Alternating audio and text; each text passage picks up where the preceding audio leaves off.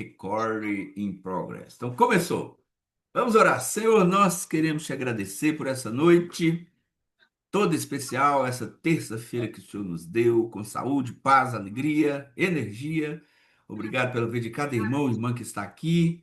Que o Senhor possa nos dar graça enquanto nós estudamos aqui a tua palavra nessa temática aí financeira, de crise. Que o Senhor possa falar o nosso coração. Obrigado pela vida de cada irmão que pôde participar hoje, que está entrando ou que já entrou em nossa sala, e que nós temos a graça de aprender e entender tudo aquilo que o Senhor tem preparado para nós e aquilo que o Senhor gostaria que nós soubéssemos. Nós te agradecemos, te bendizemos em nome de Jesus. Amém, amém, amém. Muito bem, olha, como nós estamos gravando, a gente vai ser célere à medida que as pessoas forem entrando aí, elas vão participando. Então, eu queria iniciar com você, está na tela a nossa lição, que é a lição de número 2, que é o coração e o bolso, o que o dinheiro revela sobre nós. Ei, irmã Cecília, é hoje, hein? Nós vamos saber o que o coração e o bolso vai falar sobre nós. Então vamos começar lendo aí o versículo bíblico de Mateus 6:21 que diz: Porque onde estiver o vosso tesouro, ali estará também o vosso coração. Onde está o seu tesouro, ali está o seu coração. Então, se você descobrir o que é o seu tesouro, você vai saber onde está o seu coração.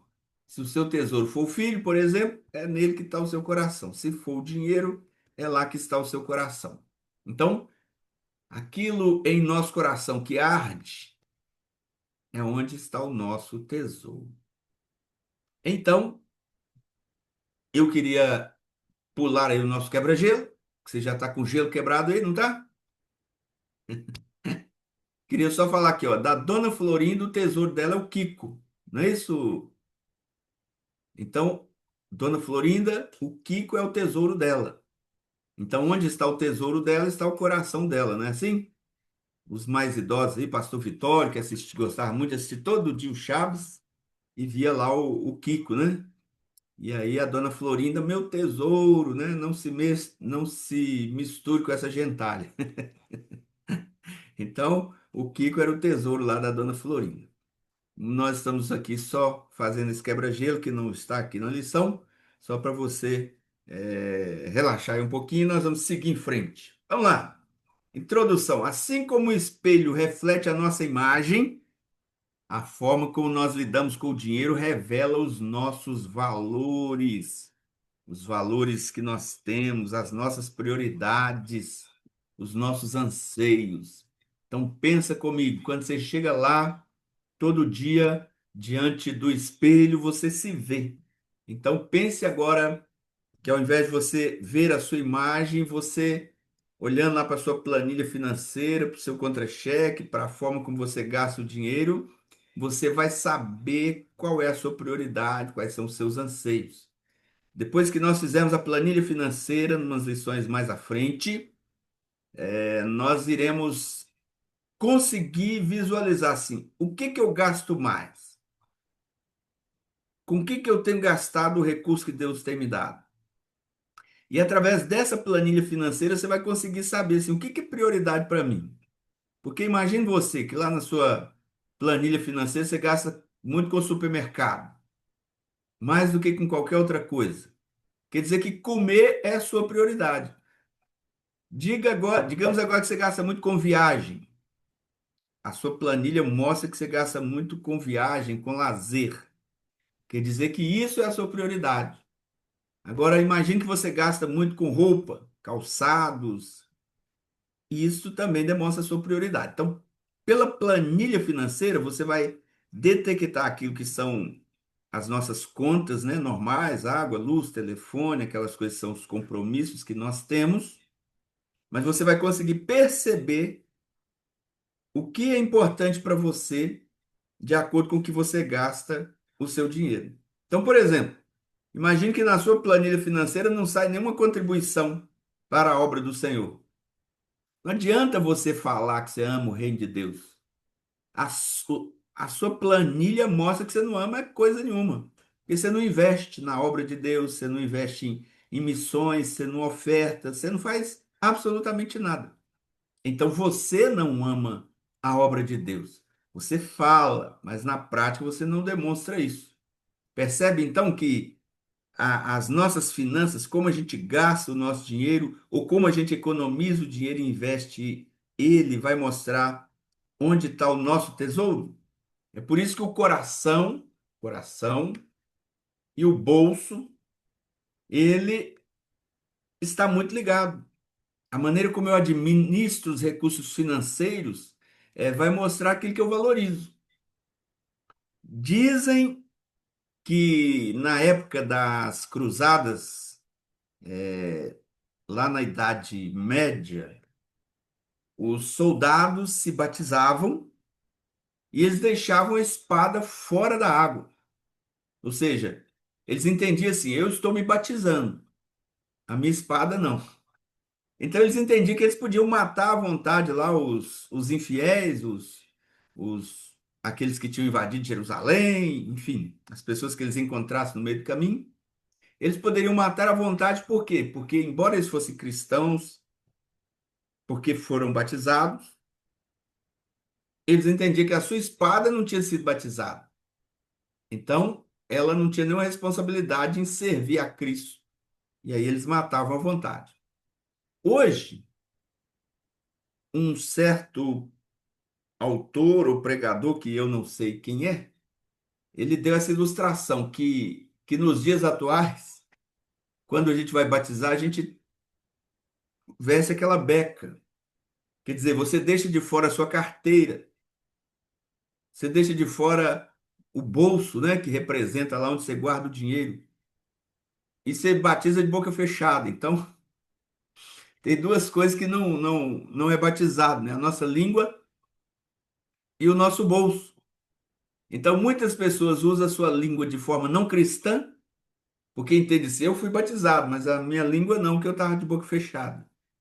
Então tá aí, pastor Vitório e pastor Evaldo, quando for fazer o próximo batismo, pede as pessoas para ficar de boca aberta, para entrar um pouquinho de água do batismo na boca delas, para a língua ser batizada, tá certo? E pede também para entrar com a carteira de dinheiro, né? Sem os documentos, mas com dinheiro, para ter aquele simbolismo. Opa, o meu dinheiro também está sendo batizado, ele está sob o senhorio de Cristo. Entende? Então, muitas pessoas dizem servir a Cristo, mas na verdade elas têm muita dificuldade em servir a Cristo com com o dinheiro. Então, veja, compreender essa conexão é muito fundamental. Coração e bolso. Por quê? Porque tem muito a ver com os princípios do reino de Deus.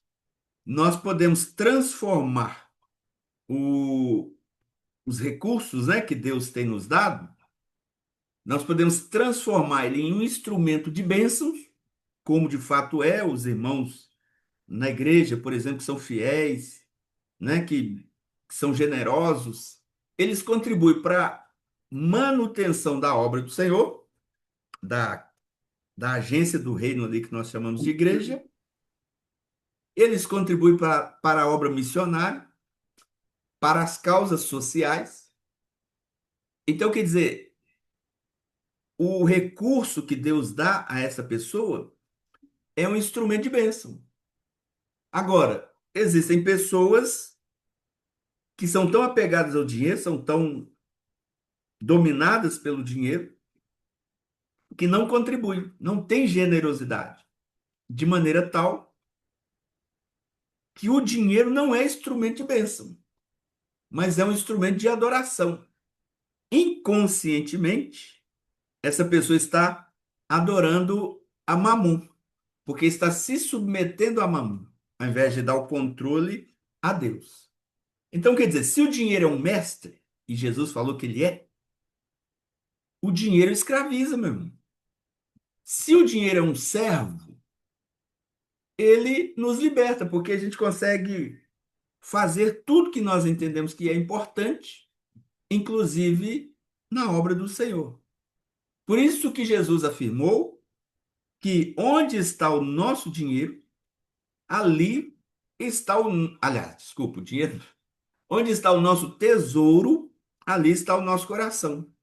Ou seja, aquilo que a gente prioriza financeiramente vai indicar de maneira muito clara aquilo que ocupa o centro do meu coração, da minha atenção, do meu afeto e da minha confiança. Então, nós estamos aqui nesse Connect Family, a segunda lição, a segunda mentoria, para tratar exatamente dessa questão financeira no contexto familiar, não só seu individualmente, mas no contexto familiar. E nós não estamos aqui, você viu que até agora nós não tratamos sobre a planilha, nem sobre contas, nem sobre salário. Por enquanto, nós estamos tratando acerca de valores, de princípios, de espiritualidade. Então, quer dizer, a forma como nós administramos o que nós temos revela se nós servimos a Deus ou se nós somos dominados por outras motivações. Tem gente que morre de medo de não ter dinheiro, de não ter com que comer, de passar fome. Então, ele se torna um escravo do dinheiro porque ele se torna muito mesquinho, ganancioso, inseguro. Ele não confia no Senhor que ele diz crer. Ele confia no dinheiro que ele tem no banco. E à medida que esse recurso vai reduzindo e não entra outro, ele fica desesperado. Então, veja, nós temos pessoas que são gananciosas, elas têm e querem ter cada vez mais. E pessoas inseguras, que não confiam no Senhor. Então, nessa lição, eu estou convidando você a refletir que o dinheiro que Deus te deu para administrar, ele vai falar muito sobre o seu coração. Olha que coisa. Então, o dinheiro, ele fala do nosso coração, mas ele fala também como eu posso alinhar os princípios do reino de Deus para o dinheiro, os recursos, as posses se tornarem instrumento no reino de Deus, instrumento de bênção, no reino de Deus e na vida das pessoas, e não que eu seja o instrumento do dinheiro para servir a ele. Maravilha! Nós estamos fazendo poucas interrupções, porque como estamos gravando, é importante, né? Senão fica muito pesado a gravação. Então, eu estou sendo um pouco mais célere. Eu não perguntei a você se você fez a atividade da semana passada. Eu pressuponho que você tenha feito e que tenha sido bênção aí na sua vida. Eu não estou, a princípio, pedindo ninguém para abrir o microfone e falar, para que a gente possa avançar de uma forma um pouco mais rápida para termos aí a gravação e disponibilizar a outros, aos outros irmãos que não poderão estar conosco no dia de hoje, e eu reconheço que é por minha conta, né, por não ter podido participar ontem e transferido para hoje, e algumas pessoas não puderam por essa razão. Vamos pensar então aqui, eu vou subir a nossa lição aqui para o ponto um. Olha o que que diz aí o nosso ponto um. O dinheiro como refletor do coração. Olha que legal. Imagina você que você está assim meio no escuro e você acende um refletor. Ora, então o refletor ele vai mostrar ali onde a luz está brilhando tudo que tem. Se for no chão, por exemplo, você vai ver se tem sujeira, se não tem. Então, o refletor ele serve para isso, para mostrar com clareza o que está ali ao redor, onde a luz ela brilha, e que você não veria de outra forma se estivesse no escuro. Então, eu estou dizendo que o dinheiro é como se é como se o seu coração, claro que o coração biblicamente seria a mente, né? Não o órgão físico propriamente dito. Mas para ilustrar, para você entender, você sabe que o coração nós estamos falando da mente, né? Mas imagine que você tem um refletor no seu coração que vai refletir para as pessoas ao seu redor o que você valoriza, o que você prioriza, o o que de fato o dinheiro na sua vida significa. Repito, Jesus disse lá: onde estiver o seu tesouro, ali estará o seu coração. Ou seja, onde você investe os seus recursos, com que você gasta o dinheiro que Deus tem permitido você ter, isso vai indicar o que você valoriza. Eu sou administrador, por exemplo, da nossa Igreja Batista Memorial Unida. Pastor Vitório lá do Bela Vista, o pastor Evaldo em Nova Contagem. Se você pegar a planilha financeira da sua igreja, quanto entra, com que a igreja gasta, tirando aquelas questões regulares, né? Água, luz, telefone, aquelas coisas que são naturais, mas vamos pensar assim, tirando essas despesas que sem elas você não existiria, não sobreviveria, observa o restante do dinheiro, com que você gasta, com que a igreja gasta. Então você vai entender. Ah, o ministério pastoral. Então a igreja valoriza o ministério pastoral. Mas valoriza quanto? Ah, de 100% dos recursos da igreja, a igreja gasta 5% com o ministério pastoral. Ué, então essa igreja não valoriza o seu pastor, o seu ministro. Porque se ela investe 5% em ministério pastoral, muito pouco. Ela não pode dizer assim que o ministério pastoral para nós tem um valor significativo. Não. Às vezes ela gasta mais com a energia elétrica do que com o ministério pastoral. Então, ela valoriza mais a luz na igreja do que o pastor. Imagine agora que essa igreja gaste muito com. Gaste não, que ela invista muito em literatura, por exemplo, tem um bom recurso, gasta em literatura. O que nós estamos interpretando com isso? Que essa igreja valoriza o ensino, percebe? Imagine agora que ela também contribua com missões, como nós fazemos lá com o plano cooperativo, com outras atividades missionárias, evangelísticas. Essa igreja, então, opa, essa igreja também valoriza as missões, o evangelismo, a capacitação, o ministério pastoral. Entende? Quando você olha a planilha financeira, como a igreja gasta o dinheiro ou como ela economiza, você vai perceber o que ela valoriza. Claro que há momentos em que a gente precisa juntar um dinheiro porque nós temos um objetivo. Você fala assim, eu estou juntando porque eu quero comprar um apartamento, a igreja quer comprar um terreno, isso serve para a nossa vida pessoal também. Aí dá um pouquinho de diferença, porque não, eu estou juntando, não é porque eu sou ganancioso, mesquinho, mas é porque eu tenho um objetivo, então por isso que eu estou gastando o mínimo possível com certas coisas, estou juntando para adquirir certo bem. Então aquele bem, nesse momento, se torna o nosso tesouro. Percebe? Então, a forma como nós gastamos vai indicar o que que a gente valoriza. Tá certo?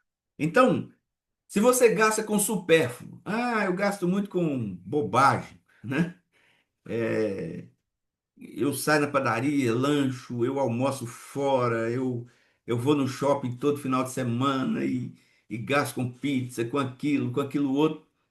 Você está dizendo que você gasta com supérfluo uma pizza lá de R$ 50 toda sexta, sábado, domingo, mas não dá R$ 1 de oferta. Ora, então quer dizer que o supérfluo tem mais valor do que a generosidade.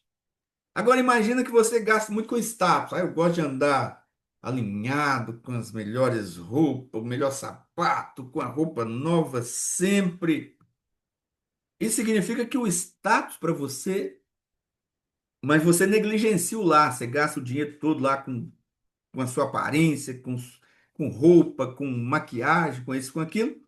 E às vezes deixa de comprar coisas, por exemplo, para o lar, você está dizendo que o status é mais importante do que a sua casa. Imagine agora que você seja muito consumista. Você não tem controle, você é consumista compulsivo, mas não é ofertante na igreja, não é dizimista. Ué, você está dizendo onde está seu coração. Então, o problema, meus irmãos, não é você ter, não é você gastar, mas é você detectar quais são as suas prioridades. Tá entendendo? Em outras palavras, a forma como eu gasto, a forma como eu economizo, a forma como eu invisto, a forma como eu dou o dinheiro que Deus permite eu ter, revela aquilo que é importante para mim. Então, nossas escolhas financeiras, elas são como se fosse um mapa que vai indicar o caminho do seu coração e mostra onde você está depositando sua confiança, onde você está depositando sua esperança e seu amor. E eu digo para você, eu trabalhei 20 anos em contabilidade. Então, quer dizer, eu tenho essa habilidade com os números. Se eu tivesse a possibilidade, por exemplo, de fazer a sua planilha financeira, né? Durante um ano, por exemplo, eu conseguiria interpretar o que é importante para você em termos de prioridade financeira. Então, se você me dissesse assim, eu amo o reino de Deus, mas a gente não detectasse lá na planilha financeira nem um gasto com doação para uma obra social, um dízimo, uma oferta, eu iria te questionar, irmão. Você pode até falar que ama Deus, ama o reino dele, mas a, a, a sua planilha aqui mostra uma realidade diferente. Você ama comida, porque aquilo que você gasta no supermercado mostra que você gosta muito de comer. Mas de Deus você não está gostando muito, não. Entende? Então, a família que aprende a alinhar o coração com os valores de Deus também ajusta os seus hábitos de consumo. Meu irmão, se eu pretendo ofertar no reino de Deus, às vezes eu tenho que sacrificar uma pizza aí do fim de semana, um sanduíche, uma Coca-Cola, um refrigerante, que além de fazer mal, ainda gasta o seu dinheiro. Fala, olha, eu, eu tinha planejado na sexta-feira, né? Normalmente, não sei se você faz isso, mas é o dia de comer diferente, de não se importar muito com a saúde e comer essas coisas assim, sanduíche, pizza, enfim, sair para algum lugar. Se você tem um planejamento, olha, eu quero abençoar a obra de Deus esse mês, com um valor mais expressivo, então eu vou sacrificar essa sexta-feira e não vou comer a pizza. Vou comer aqui um pãozinho com mortadela, um pãozinho com salame, mais baratinho, porque eu quero pegar aquele recurso que eu gastaria com a pizza, com a minha saída ali no restaurante e vou doar na obra de Deus. O que você está dizendo para isso? Que você está ajustando os seus hábitos com os valores do reino de Deus. Então, quer dizer, a maneira como eu uso o dinheiro revela se eu busco mesmo, de fato, em primeiro lugar, o reino de Deus, ou se o reino de Deus é só algo que eu digo que amo, mas eu mostro na prática que eu não amo. Maravilha, espero que você esteja compreendendo. Vamos lá. O nosso ponto 2 é desmascarando os ídolos do coração.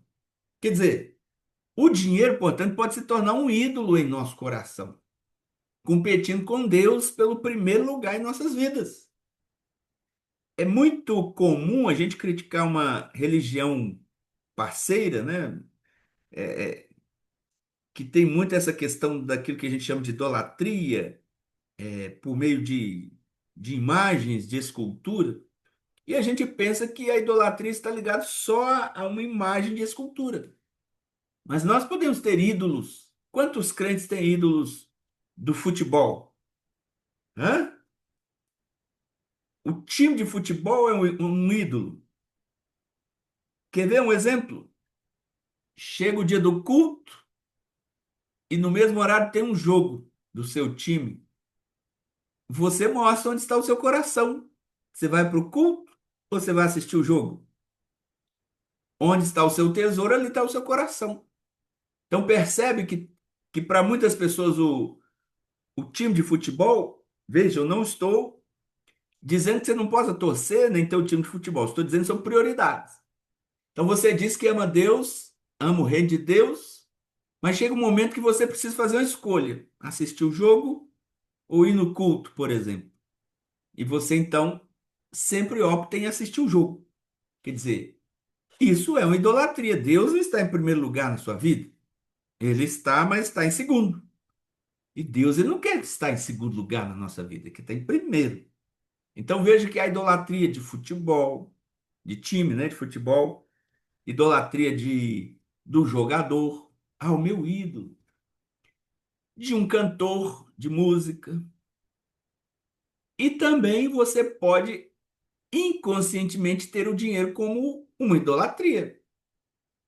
Porque você concorda que tem pessoas que trabalham tanto, trabalham tanto, trabalham tanto e não tem tempo para Deus. Ué, mas, meu irmão, o que que está em primeiro lugar na sua vida? É Deus? Não, é o trabalho. E por que que você trabalha tanto? Não, porque eu preciso do dinheiro. Então você percebe que o dinheiro, o trabalho, ocupa o primeiro lugar?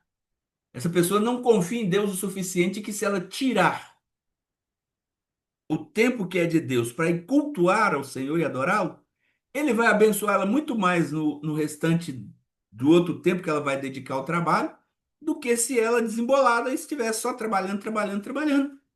Não colherá a bênção do Senhor. Então, é importante identificar os ídolos que nos seduzem e nos desviam do caminho da verdade. O papel moeda, o dinheiro, ou aquele valor que você tem lá no banco, né? Quando a gente fala do dinheiro, a gente está falando do valor monetário. Ele é neutro. Dinheiro, é neutro.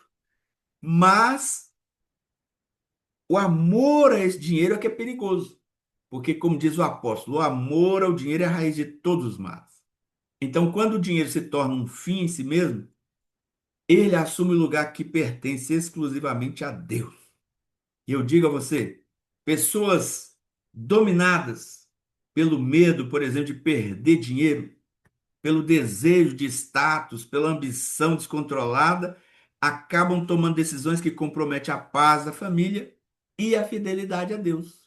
Meu irmão, pensa que você, como eu, já veio da pobreza extrema, a ponto de ter escassez de alimento. Nós chamamos de passar necessidades. Aí você melhora um pouquinho. Hoje você come um pouquinho melhor, faz alguns passeios, se veste um pouquinho melhor, e você morre de medo de voltar àquele status anterior. Pô, mas esse medo mostra que eu não confio no Senhor que eu creio. Que para mim o dinheiro ele se torna um senhor.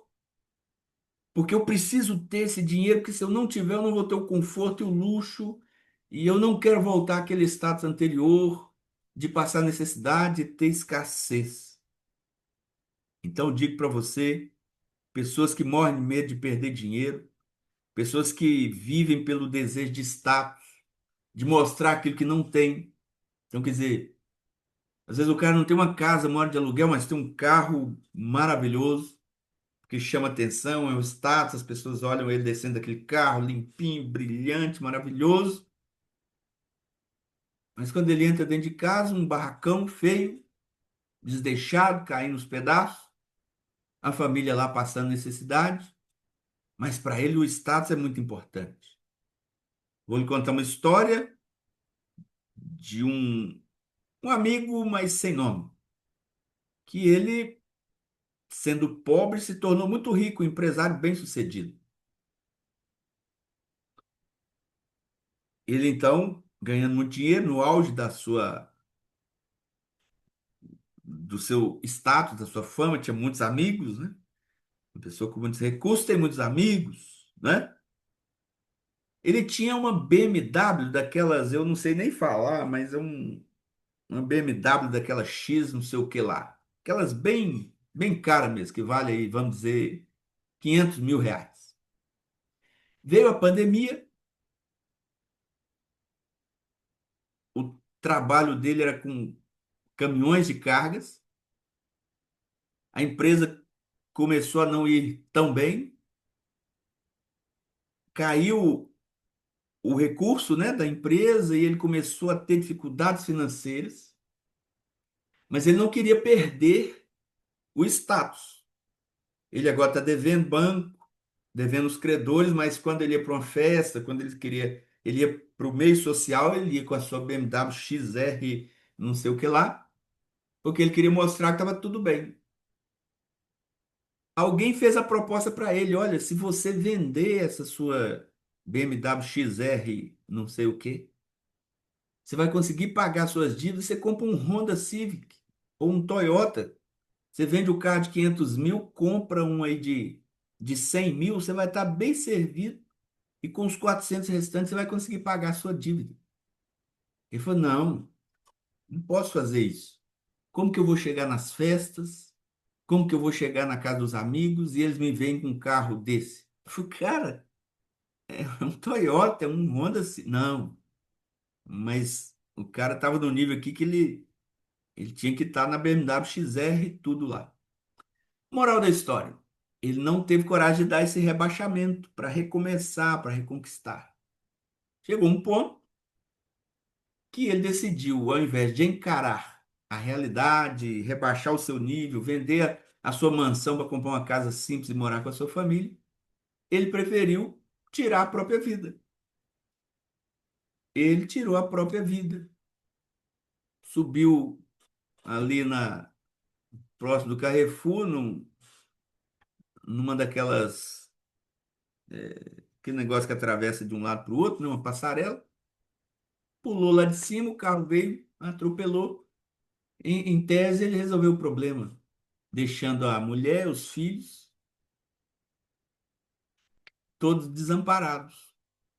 Simplesmente porque o status para ele era muito importante. Nós fomos no velório desse moço. Nenhum dos amigos de quando ele era rico e que participavam das suas festas não estavam lá, chorando pela perda dele. Porque depois que ele perdeu o dinheiro, eles souberam que ele já estava quebrado, aí já não eram amigos mais. Então, meu irmão, é uma grande bobagem essa questão do status, a ambição descontrolada, as decisões que vão comprometer a paz da família e principalmente a sua fidelidade a Deus. Quantas pessoas que têm trocado a fidelidade a Deus por dinheiro? Por exemplo, vão fazer um negócio escuso, um negócio que não tem lá muita ética cristã, mas que vai dar um bom retorno, uma boa grana. Então ele está comprometendo por causa do dinheiro a sua fidelidade a Deus.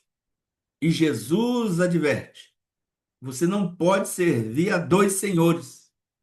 E ele diz: você não pode servir a Deus Jeová e servir ao Deus Mamon, que é o Deus dinheiro. Ou seja, Jesus não está dizendo que você não possa ter dinheiro.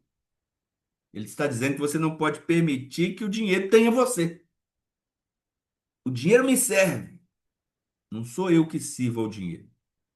Então, uma família saudável, ela aprende a lidar com o dinheiro com liberdade e com liberalidade.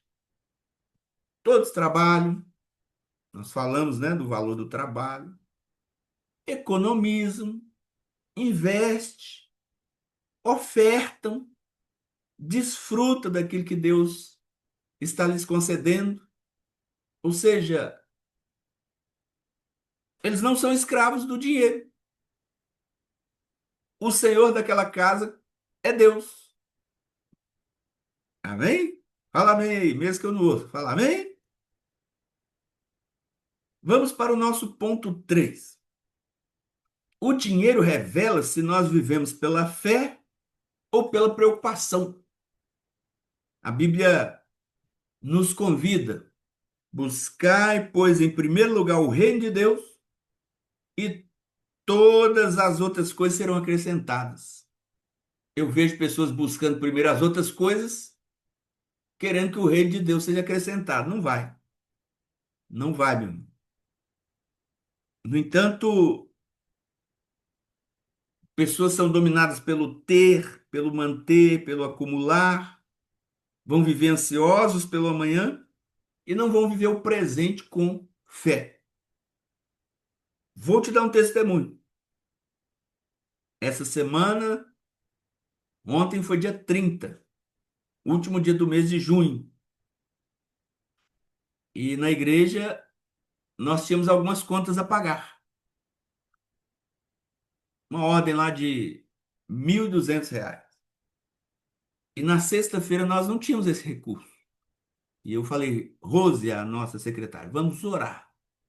Nós precisamos que Deus mande os 1.200 para que na segunda a gente pague todas as contas e termine o mês zeradinho. Mas, Rose, se a gente terminar o mês zeradinho, logo quando o mês começa, o próximo, a gente já tem contas a pagar.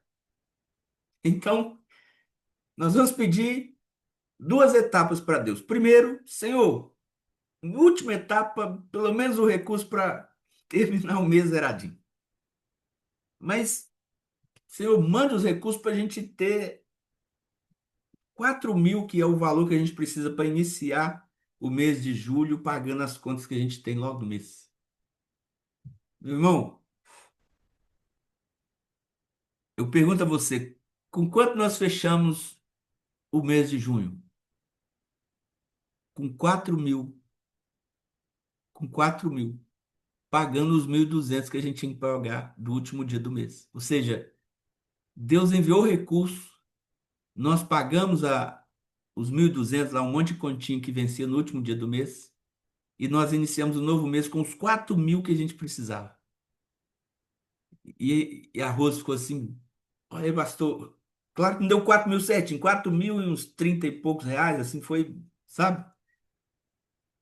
Eu falei, olha como que Deus nos surpreendeu.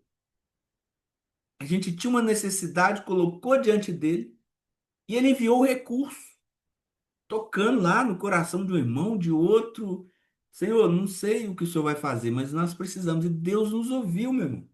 E não é a primeira vez que isso acontece. Já houve momentos em que a gente precisava de um certo recurso, não tinha. E a gente colocou em oração, a gente sempre coloca em oração. E no dia que tem que pagar a conta, o recurso está lá certinho, ou às vezes Deus até nos surpreende com um pouquinho mais. Então, isso nós precisamos trazer para a nossa vida pessoal também, colocar diante de Deus em oração. Em vez de você sair gastando feito louco, fazendo empréstimo no banco e pagando juros caros, sem orar primeiro, sem colocar diante de Deus a questão, muitas vezes faz com que você tome decisões equivocadas porque você não confiou no Senhor que você crê. Então, o Senhor diz: busca o reino de Deus em primeiro lugar, e as outras coisas serão acrescentadas. Experimenta esse mover de Deus na sua vida financeira, irmão. Comece a orar, fala, Deus, eu estou dedicando a minha vida, eu tenho sido fiel, eu tenho cumprido Mateus 6,33. Eu tenho buscado o reino do Senhor em primeiro lugar. Poderia estar trabalhando, me desdobrando, fazendo Uber, trabalhando até de madrugada, mas eu decidi confiar no Senhor. Tirar o tempo que é do Senhor para dedicar ao Senhor. Mas o Senhor sabe que amanhã eu tenho que pagar uma conta X que eu não fiz por ser um consumista compulsivo, não foi algo não consciente, é uma despesa importante que eu tenho a pagar e eu preciso que o Senhor intervenha. Meu irmão, Deus vai mandar o recurso. De onde? Não sei. Ele é o Deus Jeová Jiré, aquele que provê. Nós precisamos crer na área financeira que Deus faz isso. Quando você não faz isso, você vive ansioso e perde a oportunidade de viver pela fé.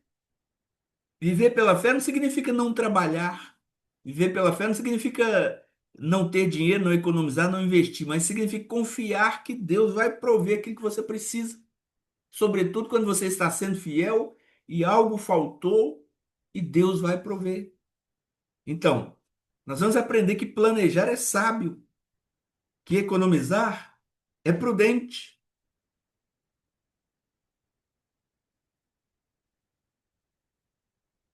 Mas confiar só na sua força, na sua capacidade, nos seus recursos, aí demonstra tolice. A verdadeira prosperidade começa quando eu coloco Deus no centro da minha vida, no centro da minha família, e eu descanso na provisão dele. Então, viver pela fé não é irresponsabilidade financeira. Não, não estou chamando você a ser um irresponsável financeiro. Pelo contrário, nós vamos aprender a economizar, a planejar direitinho, mas a viver pela fé. Quer dizer, Deus não é a minha boa administração, é o Senhor. E eu te dou o exemplo de José. Ora, José foi um exímio administrador, mas quem deu a colheita poderosa foi Deus. Ou seja, Deus deu o suficiente para que ele pudesse comer e o povo, né, do Egito comer lá durante os 7 anos, com equilíbrio, com responsabilidade, e depois ainda sobrar e ser poupado o suficiente para os outros 7 anos de escassez.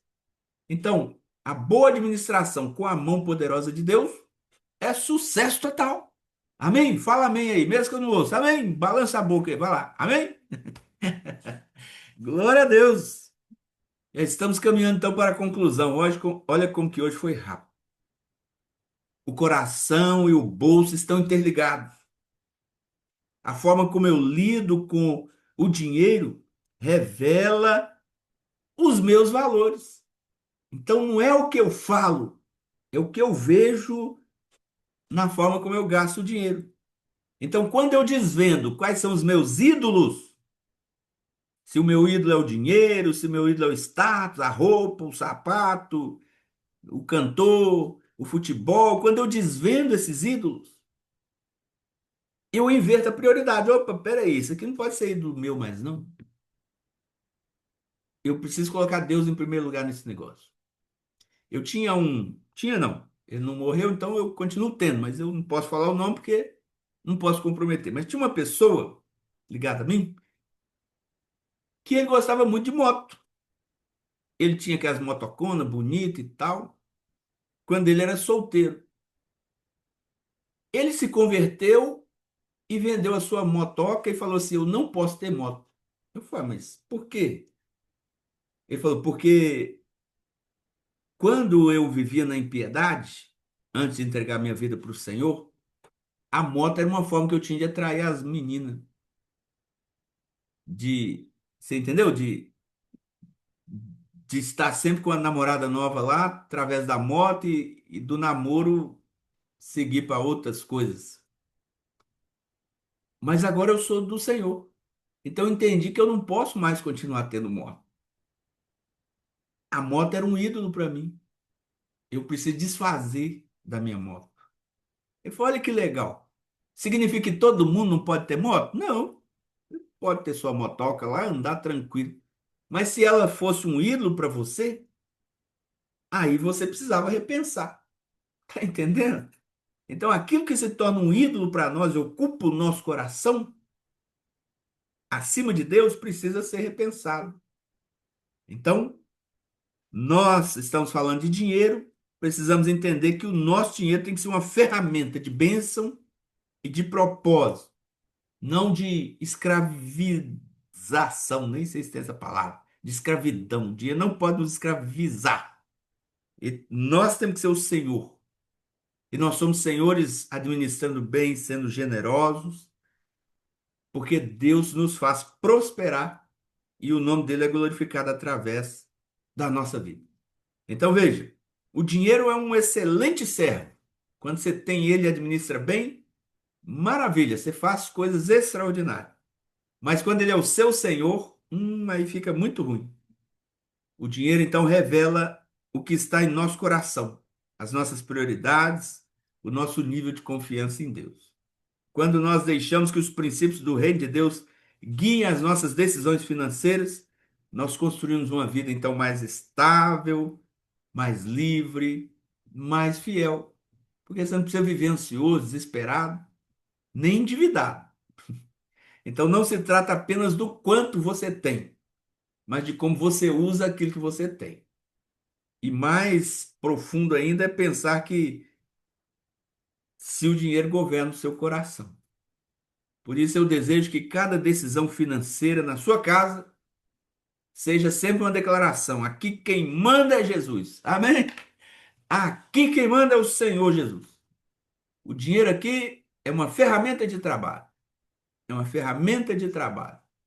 Ele aqui está sob os nossos pés. Mas quem manda aqui é Jesus.